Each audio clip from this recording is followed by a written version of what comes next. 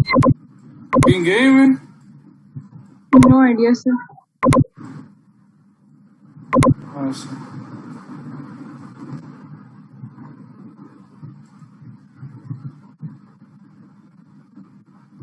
Sir class के starting में तो स्टूडेंट्स काफी थे सर। हाँ क्लास की स्टार्टिंग में काफी थे स्टूडेंट्स, ये फिर उसी फर्स्ट सेशन के दौरान जो है स्टूडेंट्स कम हो गए हैं। अच्छा, हाँ ना, पहले तो ठीक थे, मैं भी तो ये रहा हूँ। उन्होंने कहा क्वेश्चन सॉल्व करना है तो चले फिर लीव कर देते हैं। जी सर, हो सकता है ऐसी वजह से। तो अपना ध्यान रखा। चले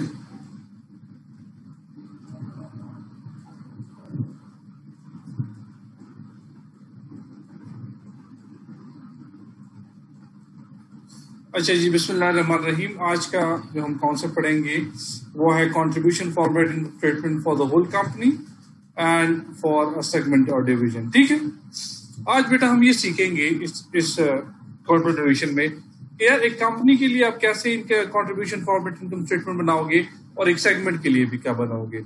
एक चीज याद रखिएगा, कंपनी के अंदर सेगमेंट्स आते हैं और सेगमेंट के नीचे प्रोडक्ट लाइंस आती हैं। ठीक है, मिसाल के तौर पर ये है Engro corporation, this is Engro. ठीक है, इसके नीचे दो सब्सिडरी है, एक एंग्रो फूड, ई फूड जिसको हम कहते हैं,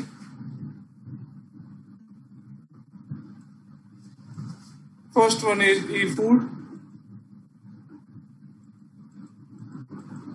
और दूसरा जो इसका सेगमेंट है या सब्सिडरी है वो है एंग्रो फर्टिलाइजर, ई फर्ट के नाम से वो है, ई फर्ट एंग्रो फर्टिलाइजर। ठीक है, अब एंग्रो फर्टिलाइजर की मिसाल के तौर पर प्रोडक्ट लाइन पहला है, आप लोग ऑल पर यूज करते हैं ना, do you?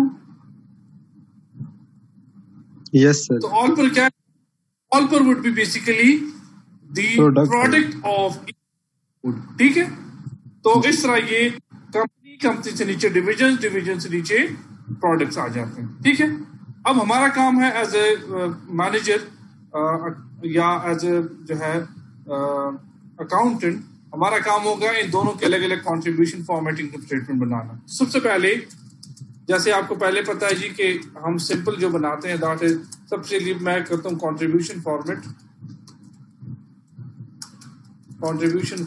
Income statement for a segment. एक सेगमेंट के लिए जब हम कंट्रीब्यूशन फॉर्मेट इनकम स्टेटमेंट बनाएंगे तो वो कैसे होना चाहिए। सबसे पहले sales less variable expense, variable cost, तो ये आ जाएगा contribution format income statement, contribution margin. इससे आप लेस करोगे बेटा ट्रेसेबल कॉस्ट को, तो ये आ जाएगा सेगमेंट मार्जिन, ये आ जाएगा सेगमेंट मार्जिन। ठीक है, या और इसको आप कहेंगे net income of a segment. ये एक सेगमेंट का नेट इनकम या नेट ऑपरेटिंग प्रॉफिट कहलाएगा। ठीक हो गया जी, यहां तक बात की समझ आ गई आपको? जी सर। अच्छा, अब ऑन द अदर हैंड अगर आप पूरी कंपनी के लिए बनाना चाहते हैं तो आप क्या करोगे, फिर इसी को एक्सटेंड कर लोगे। कैसे? इसी में मिसाल के तौर पर आपके पास एक से ज्यादा सेगमेंट्स हो सकते हैं, तो आपने सेगमेंट मार्जिन फाइंड करने के बाद आप क्या करोगे, आप इससे लेस करोगे कॉमन कॉस्ट, तब आपके पास net income of the whole company आ जाएगा। ठीक है, पूरी कंपनी का जो नेट इनकम है वो तब आएगा। अब दो सवाल इसमें बहुत इंपॉर्टेंट है। पहला सवाल ये होना चाहिए जी कि ट्रेसेबल कॉस्ट किसे कहते हैं, एक इंपॉर्टेंट पॉइंट ये है, और दूसरा पॉइंट है जी कि कॉमन कॉस्ट किसे कहते हैं।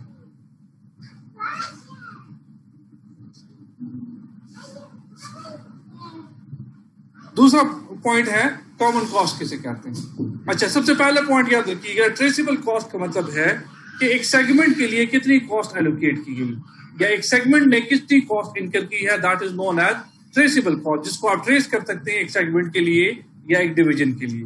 ठीक है, that is called traceable cost. Common cost किसे कहते हैं बेटा? मिसाल के तौर पर सीईओ की सैलरी, सीईओ की वो सैलरी, ये जो सैलरी है ये बेसिकली कॉमन कॉस्ट है, चाहे कोई सेगमेंट है या नहीं है, it has nothing to do with the existence of a particular segment. मिसाल के तौर पर अगर आपका एक सेगमेंट जो, मिसाल के तौर पर मैं कहूं जी कि एंग्रो कॉर्पोरेशन का एक सेगमेंट जो एंग्रो फर्टिलाइजर वाला है, वो इसको अगर खत्म भी कर दें तब भी इन्होंने अपने सीईओ को सैलरी देनी होगी, तभी क्या करना होगा? सीईओ की सैलरी देनी होगी। So in that case what you would do, you would have to pay the salary to the CEO. So इसलिए हम सेगमेंट मार्जिन के बाद क्या करते हैं बेटा? लेस करते हैं हम कॉमन कॉस्ट को in order to calculate net income for the whole company. समझ आ गई बात की? जी सर। ये अपने साथ रिपोर्ट कर लें, ये अपने साथ नोट कर लें, शाबाश।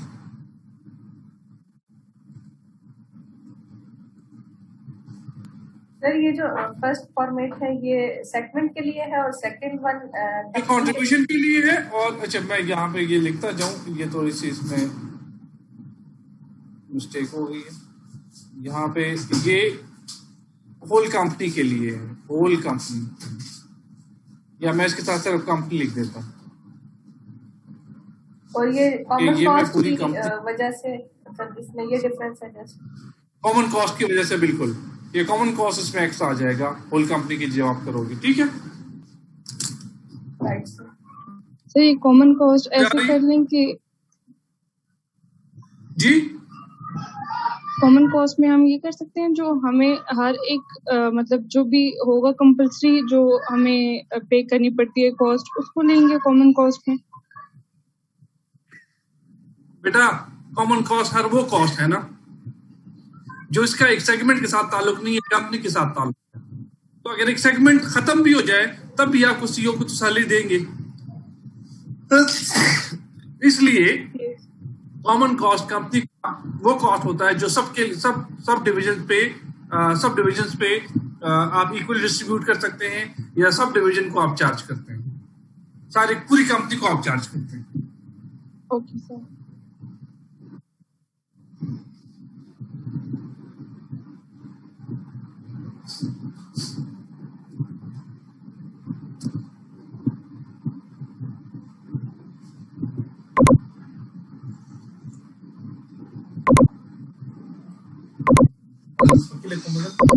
बेटा आपकी आवाज की समझ नहीं आ रही मुझे। सर अभी आ रही है आवाज मेरी? सेगमेंट मार्जिन का पूछ रही हैं सर। जी बताएं बेटा क्या पूछ रहे हैं आप? Sir segment margin. हाँ सेगमेंट मार्जिन बेटा ये एक पर्टिकुलर जैसे कंट्रीब्यूशन मार्जिन है ना, या नेट इनकम है फॉर द होल कंपनी, ये segment margin is basically net income of a segment. ठीक है, ये एक सेगमेंट ने कितने पैसे कमाए या कितना प्रॉफिट अर्न किया है, that is considered as segment margin. और सर कंपनी में फिर ये segment margin of the company होगा फिर वो नीचे वो जो इसके बाद गिवन है ना, वो जो दूसरा वाला मैंने फॉर्मेट बताया आपको, ये फॉर्मेट हम यूज करेंगे जब कंपनी का नेट इनकम हमने कैलकुलेट करना होगा। और उसमें सर सेगमेंट मार्जिन की वैल्यू हम जो कंपनी की इनकम होगी वो कंसीडर करेंगे? नहीं, मिसाल के तौर पर आपके पास तो एक से ज्यादा सेगमेंट हो सकते हैं ना। Yes sir. ये तो एक सेगमेंट है। मिसाल के तौर पर आपके पास 10 सेगमेंट्स हैं, 10 सेगमेंट्स की वैल्यू आपने मल्टीप्लाई बाय 10 कर दें, मिसाल दे रहा हूं आपको। ओके। तो वैल्यू आ गई मिसाल के तौर पर 1000, तो उससे आप सैलरी लेस कर देंगे 100 रुपये, तो you will get total amount of 900, आपका टोटल कंपनी का नेट इनकम आ जाएगा। लेकिन सर हम ये टोटल कंपनी की जब बनाते हैं तो इसमें से कॉमन कॉस्ट जब माइनस कर देते हैं सारी कंपनी में, तो सर ये फिर हम वापस इसे अकाउंट फॉर कहाँ करते हैं? क्योंकि कॉस्ट तो ये है सर, इसको हम कंट्रीब्यूट कर सकते हैं। अगर 10 सेगमेंट है तो 10 पे बराबर कंट्रीब्यूशन भी हो सकती है इसकी, लेकिन हम इसको टोटली माइनस कर देते हैं क्योंकि कंपनी का कंप्लीट हम बना रहे हैं तो बात एक ही है, मिसाल के तौर पर आपने सारी सेगमेंट को इकट्ठा करके कर दिया या आपने सब पे डिस्ट्रीब्यूट कर दिया, एक ही बात है। मतलब इसके लिए कोई हार्ड एंड फास्ट रूल नहीं है, ये इंटरनल कॉस्ट मैनेजमेंट है। तो आप इक्वल डिस्ट्रीब्यूट करना चाहते तब भी कर सकते हैं, अगर आप उसको टोटल अमाउंट से लेस करना चाहते हैं तो भी कर सकते हैं आप। ये हर एक ये कंपनी टू कंपनी वेरी कर सकता है ये प्रैक्टिस। लेकिन सर हम इसे लेस करते क्यों हैं वैसे? क्योंकि सारी इसलिए कंपनी करते हैं।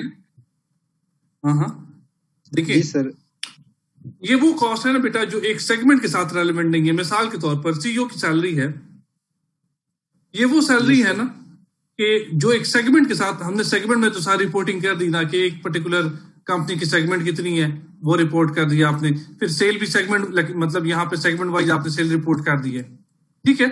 जी सर, इसी तरह आपने कंट्रीब्यूशन मार्जिन फाइंड कर दिए वो भी सेगमेंट वाइज, फिर आपने ट्रेसेबल कॉस्ट डाल दी वो भी सेगमेंट वाइज। ये सारी कॉस्टिंग जो हम कर रहे हैं यहाँ से यहाँ तक ये सेगमेंट वाइज है।